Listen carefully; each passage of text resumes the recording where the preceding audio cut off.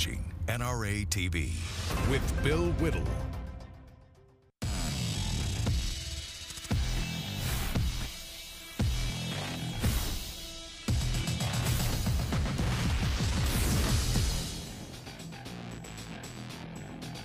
Hi, everybody. Welcome to the Hot Mic Show live from Los Angeles. I'm Bill Whittle, and okay, here's what happened. A bunch of Hot Mic's friends jumped off a bridge, and so Hot Mic jumped off a bridge as well. And the tragic part was his mother had warned him about it, and she saw the whole thing.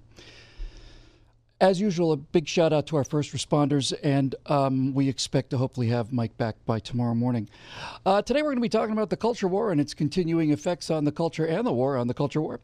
And I would like to concentrate mostly today on the power of pushback, because even though it's still a fairly new phenomenon for conservatives to be hitting back in ways that actually matter, we did have an event over the weekend that we would like to talk about. So I'd like to just talk very, very briefly about the power of pushback. One of the ways that the left has gotten such unbelievable dominance over the entire culture is the fact that Republicans, being generally conservatives, I suppose I should say, generally civilized and decent people who believe more in rationality than emotion and so on, we tended to fight fair and try to use facts and history and logic and reason and all the rest of it.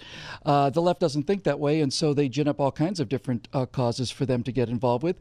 And so we decided that it's probably time for us to start using the methods of the left, because they're very effective. And one of those methods is to protest. What really is a protest? I mean, really, when it comes right down to it, what's happening in a protest? Surely when people were protesting the Vietnam War, nobody thought that that was going to cause the war to stop that afternoon. Nobody thought that the protesters were going to march in the White House and issue orders to have the war stopped. What are they trying to do in any kind of a protest? Well, basically, any kind of a street protest is designed for basically one reason only. And it's designed to undermine the moral authority of the establishment. The moral authority of the status quo is probably a better word.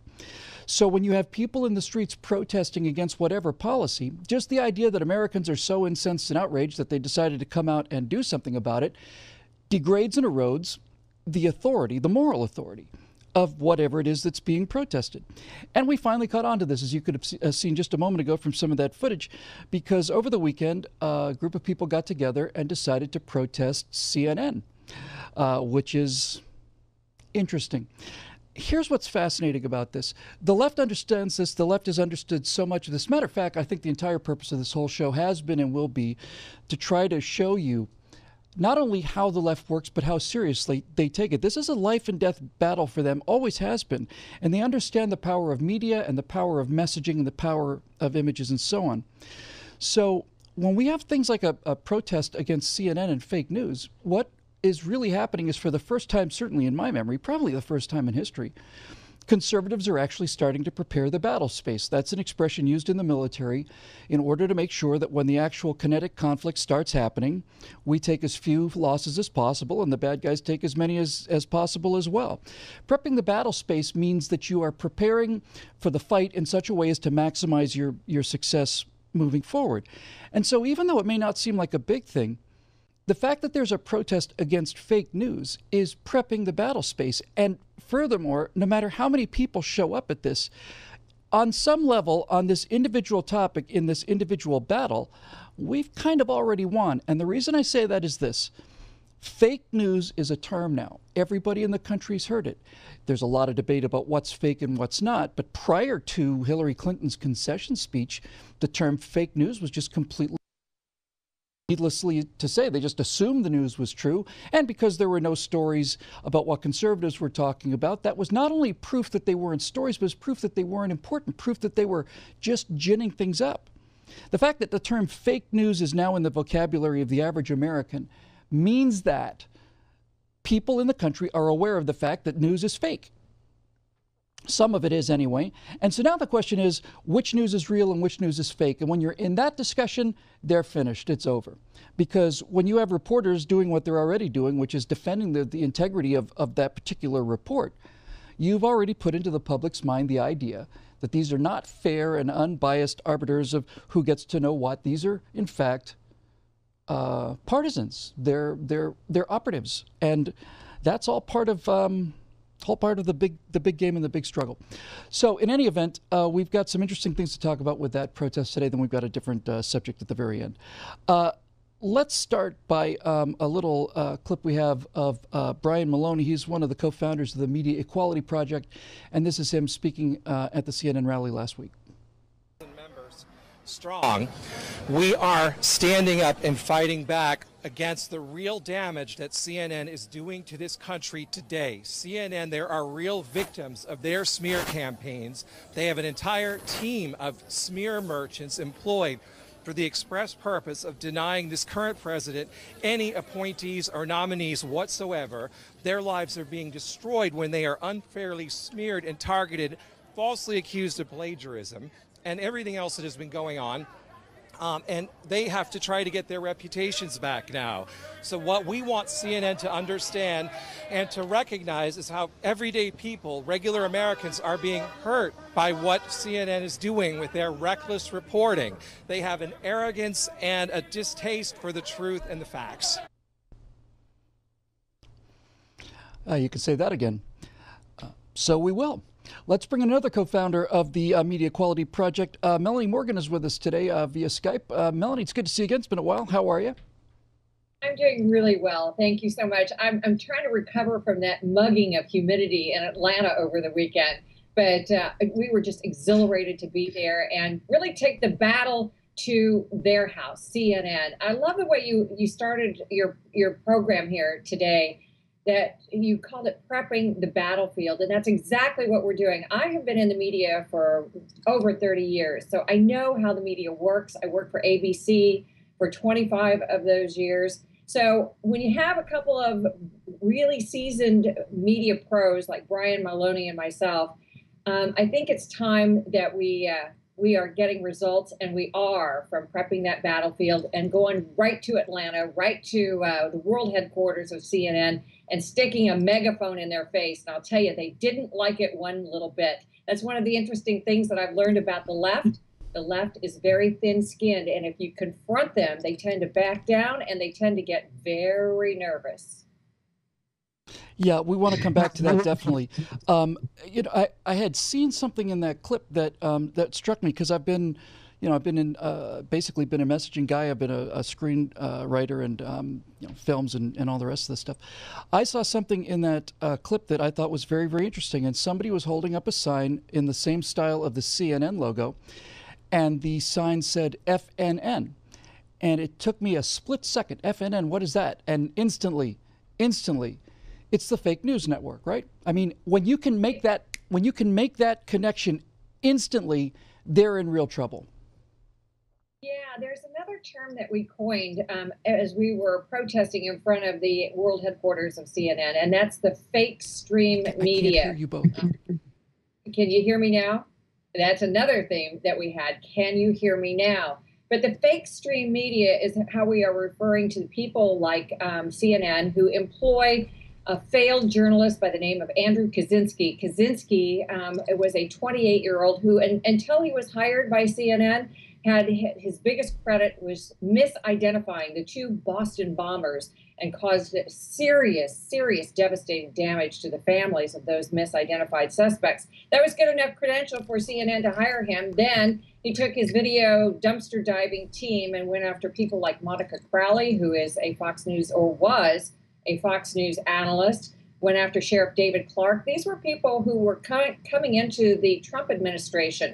But Media Matters for America, along with their partisan hacks like CNN, decided that they are going to try and destroy the reputations of these people, honorable people who only want to serve their country. And they did it with political jujitsu. They went after Monica Crowley for her strength, which was her intellectual capabilities, her tremendous writing skills, and accused her falsely of plagiarism. They did the same thing to Sheriff Clark. These are the kinds of depths that the left will sink to. And so what I have decided to do, along with Media Equality Project, Brian Maloney, and 107,000 others who are part of this national movement, committed activists who are together on our Facebook page, Stop the Scalpings, we've decided to mirror their tactics. We're doing to them, mostly, what they've done to us. And you know what? It's working. Did you find that that James O'Keefe's videos and the Project Veritas reveals he's done at least 2 of them where first a producer who was a medical producer couldn't possibly know what's going on in the political background, but then actually an on-air serious political commentator both admitted that the Trump-Russia story was essentially worthless. Did that give you not only just sort of factual information, but maybe some emotional ammunition for going after CNN? Of course, yes. I mean, what James O'Keefe did was brilliant, no question about it. But I mean, there have been so many egregious instances, not just Andrew Kaczynski of the K-Files, but we're talking about CNN's Donna Brazile actually slipping questions to Hillary Clinton during the debates. I mean, for which she denied and lied about forever, and they finally had to come clean with that story. And of course, the 3 journalists, the so-called award-winning journalists who were hired from the New York Times to create and fabricate a narrative about Russia that is just falling apart before our very eyes. They, of course, were forced to resign. All of these things that are, you know, sort of cumulative, that are coming together, really alarms me, and it certainly has alarmed the American public. But now, because of our activism, people are finding a voice, and they are able to fight back, and we're doing it by doing the exact same thing that the left does. You know, I came darn close to throwing myself and chaining myself to a door at CNN, but I decided, with the heat being what it was in Atlanta, maybe we'll do that next time, because there will be a next time. We're going to New York City's Atlanta headquarters, or rather CNN headquarters, and we're going to do the same thing, only bigger and better and bolder there. And we're just going to keep doing it. We're going to target The View, because of the women of The View who buy into the false narrative about Russia, Russia, Russia, and how Donald Trump and Don Jr. and Eric Trump and all these other people have colluded with Russia, which of course is just complete nonsense. Then we're going to engage in consumer boycotts. We're going to make our money speak as loudly as our words. And you know what? That's what really grabs the eyeball and the attention of people in the media, is when they see their bottom line threatened. Well, you bet. And that's exactly right. They don't like it when it's being done to them. The reason you didn't chain yourself to a door, probably, Melanie, is because you still have a shred of human dignity left. Here's what I'm interested in. Needless to say, I didn't think this was going to be front page news in terms of CNN covering this. But did you get to see any reporters? Did you get to see any employees of CNN? Because this hits them right where they live. They have this elitist mindset that they are, in fact, the champions of the big truth, not the little truth, which is the actual truth. They're the champions of the larger truth. And the larger truth is the truth that advances progressive causes in America. And so they decide what segments of the little truth, the actual truth, the American people see, don't see, which segments get amplified, which segments get suppressed. Did you see any sour faces looking out of windows at you? Because I think this must be very disturbing to them on a very primal level. No question about it. And absolutely, yes, I did. And I was looking for it, I have to say, Bill. And it was a wonderful feeling when I watched a suited executive take out his cell phone and start taking pictures of us, taking pictures of them. And the expression on his face was just priceless. It was like he could not believe what he was looking at. I mean, there have been plenty of demonstrations against CNN in the past, but when you have a unified message of fake news and it resonates with the American people, for instance, I was walking out of the door of CVS Pharmacy here in California today, and a woman was talking on her cell phone, and she says, "How do you know that's true? There is such a thing as fake news, you know."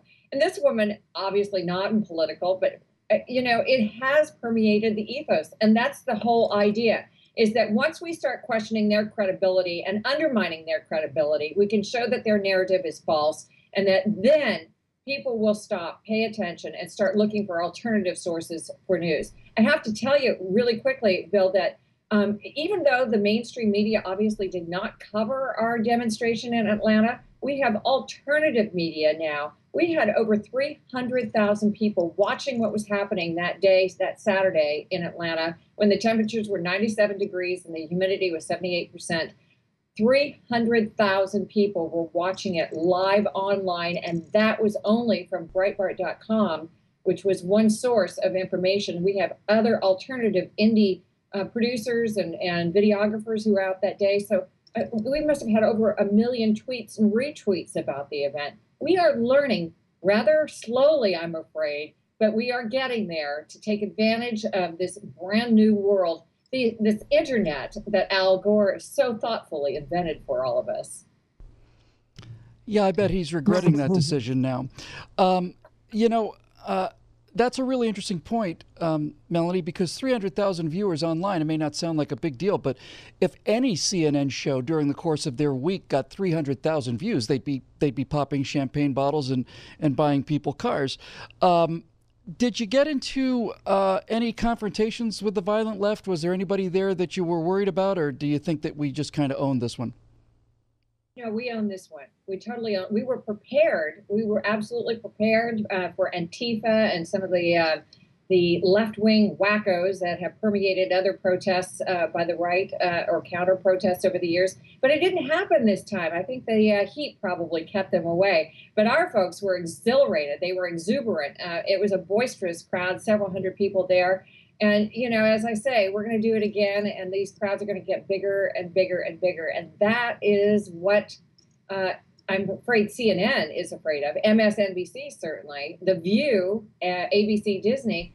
You know, corporate media has a responsibility. These airwaves don't belong to just the left-wing journalists who are 23, 24 years old. In the newsrooms across America. Those airwaves belong to all of us. I know because I've worked in those newsrooms. I know how slanted, and even news directors at some of the biggest stations in the country that I know of admit that their news is slanted. They tell me they know that's what they're doing, but they feel like they have to pander to that audience. Well, guess what? It's time for us to shake that up, and that's exactly what we plan to do. Just an interesting question maybe to go out on. Melanie, you know, there's been many attempts over the years. It's been a while now, maybe a year or two, or maybe a little bit longer. But there's been many attempts by left-wingers to bring about something called the Fairness Doctrine. And basically what the Fairness Doctrine is about is it's a way to shackle talk radio, which is essentially, until very recently, the only conservative media outlet that was actually available. And what they were basically saying was, well, conservatives have all these talk radio stations and liberals don't, so it would just be fair if a station was required by law to have as much time with liberal hosts as they do with conservative hosts. And this was the premise of the Fairness Doctrine, basically to break down talk radio, which was, as I say, the only conservative bastion there. And when people were talking about the Fairness Doctrine, I remember thinking very clearly, hey, I am 100% in favor of this amazingly awesome idea. Absolutely love it. 50% of the time for liberal hosts on the radio and 50% of the time for conservative hosts on the radio. And of course, needless to say, that means that 50% of all the movies that are made with a liberal message have to be balanced by 50% of the movies with a conservative balance. And that we'll have a 50-50 balance on late night comedy, and we'll have a 50-50 balance in music and award shows. We'll have half conservative, half liberal stand-up comics. We'll have half conservative, half liberal art shows. We'll have half and half, fairness, fairness, fairness. And all of a sudden, when you present a left-winger with the idea of actual fairness, you realize they're not interested in that at all. They just want to make sure that no one gets to hear any other side of the story, because if people hear the alternatives, then they're not progressives anymore. You know what I would like to have for my next job? I would love to be one of the fairness police officers. I want to be the one who judges which 50% is conservative and which 50% is liberal. And I want to find out, I want to be the one who says, no, I'm sorry, that's just, that's fake news. So we're going to be the ones to kick that out. No, it's the unfairness doctrine is what we in talk radio used to call it. Yep. What's next? Well, what's next is New York City. That's going to be coming up in October, and we are going to probably be demonstrating in front of CNN once again, just because I love taunting them so much. That is a lot of fun, always. Yeah, it's fun. And then I think we'll probably move on down the road in Manhattan to The View, because the ladies of The View, you know, they get into a lot of households, and they have far larger viewership, actually, than CNN. And boy, they are just so virulently left-wing. It's really disturbing to see that there has been no effective counterbalance there. Well, Melanie, my fond hope is that so many of the millions of people who not only voted for Donald Trump this last election, but who also were part of the Tea Party movement, understand the power and the importance of what you're doing, and that this thing turns into an actual real movement like the Tea Party was for so many years, because bringing this idea of social protest to undermine the moral authority of these corrupt organizations is just fantastic. So congratulations on a good start, and good luck with your next one, and thanks very much for joining us here today. Thank you so much, Bill. Really appreciate it. Everybody can join in at Stop the Scalpings. That's our Facebook page, and themediaequalizer.com if you want to read more about the investigative stories that we're putting together on some of these media people. Great. Thank you, Melanie. It's good to see you. When we come back from the break, we will be talking about one of the members of the cast of The View and another individual of some notoriety.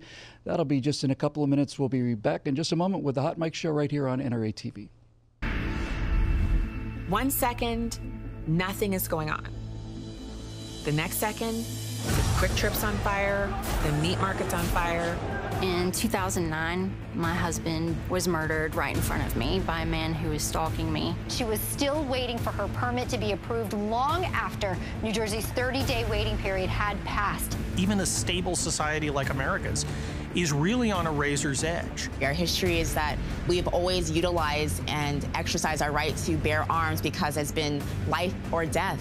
When a criminal starts misusing me, I am going to use whatever necessary to get that criminal off my back. The firearm is the only thing that gives me a fighting chance. Gun laws that only apply to the law-abiding citizens. How can that be right? They don't trust their soldiers stateside, carry weapons on military bases. I mean, that's insane.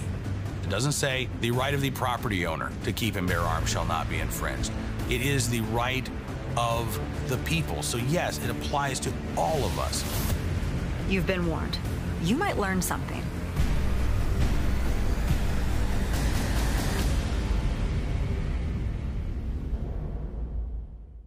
It is only because of your sacrifices that we have this unique opportunity to defend the one freedom that protects all the others, our Second Amendment.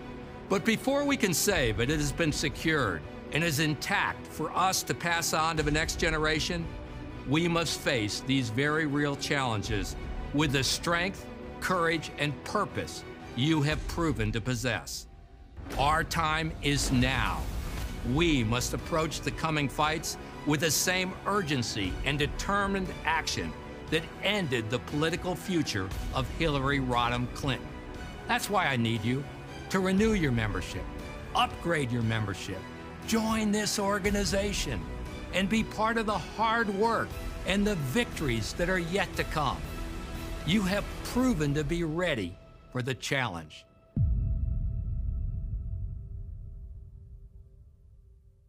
ICE is calling on its supporters to attack America on our home soil any way they can.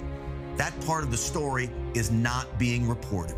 This Black Lives Matter inspired cop hatred has had a detrimental effect not only on the policing profession, but also for the communities here, what I like to call the American ghetto.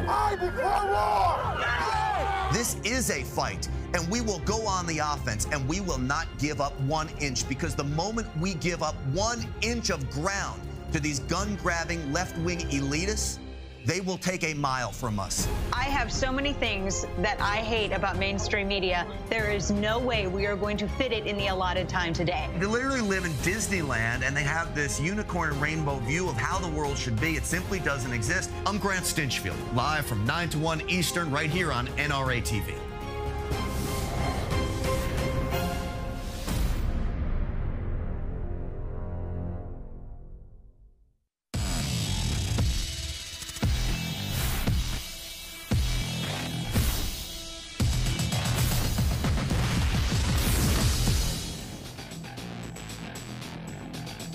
But just before we leave you today, I want to show you a little piece of something that some people are calling just an abomination. I have a somewhat different take on that. We mentioned The View earlier. One of the hosts of The View is in a new movie, and her name is Whoopi Goldberg, and she has a co-star. So let's just take a very quick look at this trailer for a film called 9/11.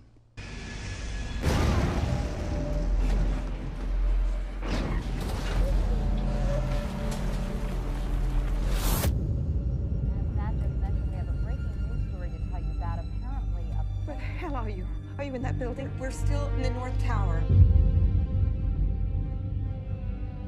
Well, Hi, sweetheart. Hey, buddy. We got an inferno on the North Tower on 90 and above. You cannot take the elevators. They are down. I need you to try to get the hell out of there.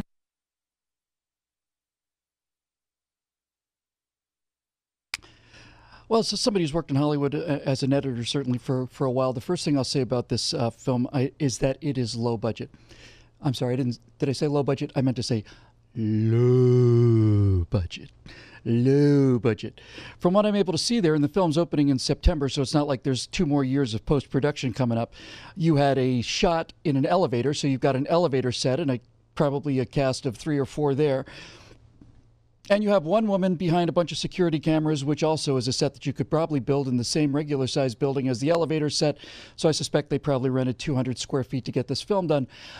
With that said, you have to ask yourselves, why are they making such a low budget version of such a big story? I don't know the answer to that. I know that it is, for many of us, a sacred story, and it's especially appalling to see Charlie Sheen. At least he's not playing one of the firemen, but playing one of the people in the towers. And I'll tell you why. Here's Charlie Sheen. You remember Charlie Sheen winning Charlie Sheen just a couple years ago? Start. It's a good start. It's a great start. Yeah, it's the first win. But that we can claim to be completely original, which excites me, which puts me in the zone of winning. I'm by winning. I win here and I win there. Now what? Let's just do it. Let's meet this thing head on. And you were in it to win it. Here's the thing, Charlie, and you strike me as a guy who's genuinely suffering from serious demons, so I don't mean to, I genuinely mean this, I don't mean to make this quite as nasty as maybe it sounds, but here's the thing. Your personal behaviors have consequences. Your off-camera behavior has consequences, and when your off-camera behavior is so, what's the word I'm looking for? Sinful is the only word I can actually think of. Then your credibility goes along with it. And you partied a lot and you had a lot of fun, no doubt about it. And you were Charlie Sheen and you did an awful lot of really fun things. But it took your credibility with you, and you don't just get to get it back. You don't get to just say Golden Globe winner. The Golden Globe winner was from 30, 40 years ago or something. You don't just get it back, Charlie. So please leave 9/11 alone and think of some other way to make some quick money. Same for you, Whoopi. That'll do it for Hot Mic today here on NRA TV. We will be back tomorrow, same bat time, same bat station. We will see you then.